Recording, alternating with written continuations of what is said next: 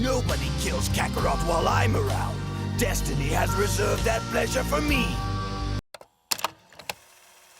Vegeta is a masterclass character that has been topping the charts for over 30 plus years. He's been replicated more times than I can count, and even his replications have replications. Yet for some reason, it seems like nobody, none of his fans or DBZ fans, can properly explain why he is great and what he needs to be great in the future. Not to say that Vegeta is alone when it comes to this odd phenomenon.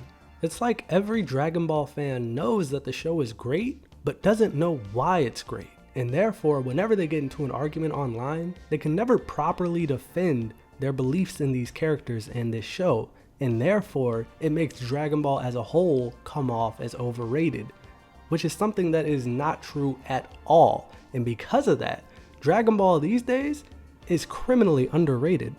Let me be clear here. People do not love Dragon Ball just because of nostalgia or just because it's a fight fest.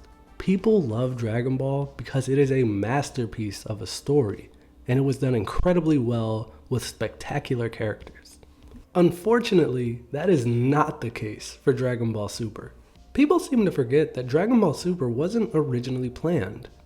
Dragon Ball Battle of Gods was a movie. Dragon Ball Revenge of Frieza was a movie. And off the success of those two films, it was decided to create Dragon Ball Super, where they also crappily reanimated those movies and just made them worse. I bring this up to say that the long-form storytelling that was found in Dragon Ball and in Dragon Ball Z was not present in Dragon Ball Super, likely because of this. They thought that they were just going to make movies. Short stories which were contained to themselves. This format of storytelling is terrible for a character like Vegeta. This is partially why Vegeta has never had a standout performance in a Dragon Ball film. Let's go back for a second to the introduction of Vegeta. Vegeta comes in as a villain directly after Raditz, and we see him as a cold-hearted killer. Not even concerned with bringing back his fallen friend, one of the few Saiyans which he prides himself so heavily on being, and only concerns himself with obtaining the Dragon Balls to wish for immortality for selfish gain. Come the start of the Namek saga, Vegeta is still a villain, with his main goal remaining to collect all of the Dragon Balls and use them to wish for immortality. However, as the story progresses and we're introduced to characters like Frieza, the Ginyu Force, and the rest of his goons, his goal changes to simply keep the Dragon Balls away from Frieza. This aligns him with the main cast of Gohan and Krillin, making him an anti-hero. As the story progresses, we see his goal shift one more time to simply surviving.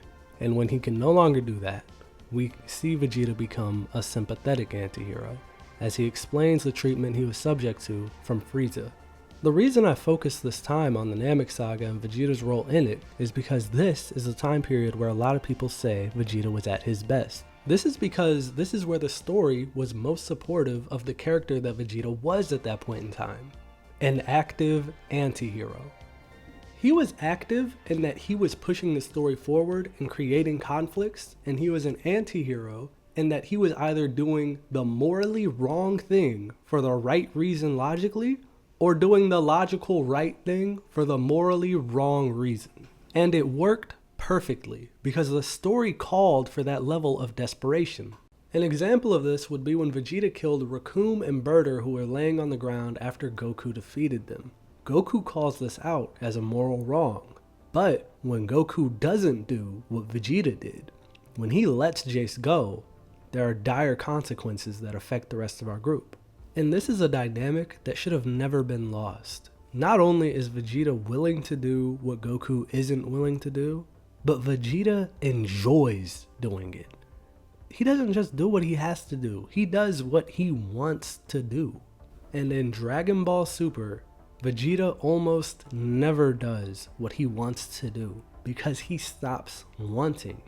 They reduce his wants into just surpassing Goku. Forget the fact that he has a family, forget the fact that he has a son and a daughter. Let's reduce his wants to only wanting to be better than Goku, and then keep him tied, attached at the hip to Goku, so that we don't see him do anything on his own, so that he doesn't pop up in the story or push the story forward in any way whatsoever. They make him a flat character because they essentially combine him with Goku, taking away his individualism. And to make matters even worse, Super refuses to allow Vegeta to have a killing blow on a villain or to be the main focus of the story at any given time. Not only making it predictable, but making Vegeta essentially the Goku warm-up that comes with Goku. And we're just there waiting for him to get his ass beat so that we can switch over to Goku for the meaningful stuff. Now, am I calling for Vegeta to become the main character of Dragon Ball? No. I don't think that's his role, nor do I think it ever should be. All I am calling for is for Vegeta to have some screen time without Goku involved, and to let him have some of the story on his own and maybe lead at certain points. He doesn't have to be the main character, but there are times where he should be one of the main characters, where he is away from Goku and pushes the story forward on his own, as he did for so much of Z. I would love to see Vegeta go over to Piccolo and say that he wants to go to Namek to start helping make amends for his past mistakes. Yes, I've gone over the manga and I've seen that it was slightly touched on, but it wasn't delved into at all. It doesn't have to be a whole deep character drama, but if you're going to have these little spots of potential with Vegeta, don't just tease it like you did with Kaba. Actually explore it. You're not doing better things with the story, and it's something that we would love to see. It would give Vegeta that depth that his character already had in Z, and it would just expound upon it further. This is how you should spend your time with a character like Vegeta. You shouldn't be out here doing sorry recreations of things that were done in Z. You should explore the things that weren't explored and take the character further. I guarantee you, nobody asked for and nobody enjoyed Vegeta's recreation of the Final Atonement in Dragon Ball Super. It was terrible, and nobody, absolutely nobody, wants to see anything like that happen again. What confuses me is that they do things like that, or their filler where they just made a purple sludge monster Vegeta that was evil again fighting Goku, as if there aren't other things to explore with his character. Why have we never gotten a one-on-one with him and his son Trunks, with him explaining some of his past?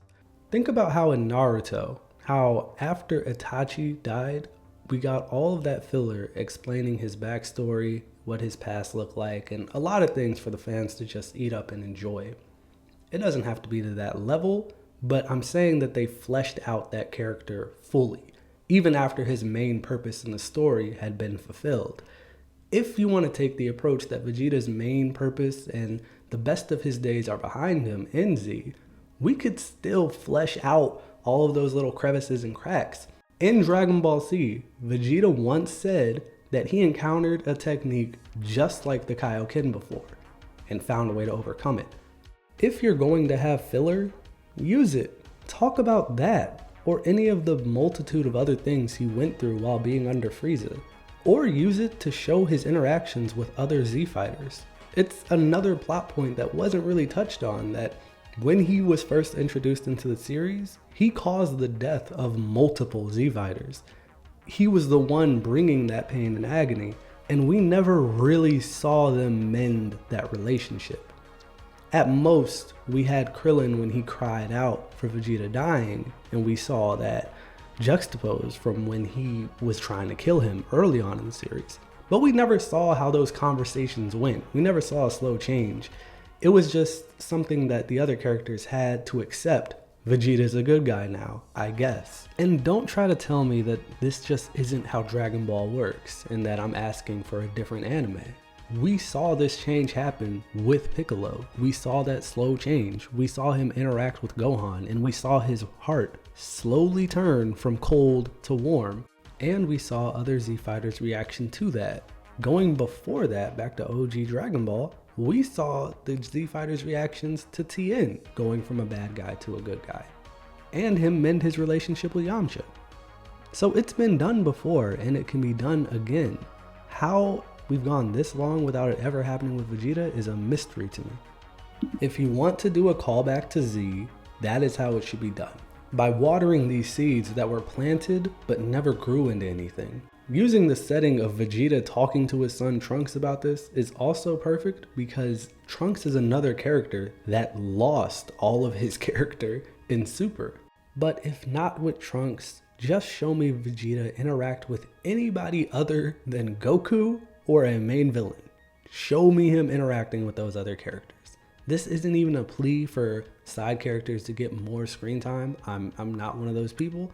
I'm just saying that Vegeta deserves his screen time without Goku. Dragon Ball Super somewhat reminds me of a 2010s WWE that was running on John Cena with how they treat Goku. Plot points can't seem to advance without Goku, scenes aren't important unless they have Goku, and that doesn't have to be the case. You have Vegeta, use him correctly, please. The reason why so many people cling to Majin Vegeta isn't because of nostalgia.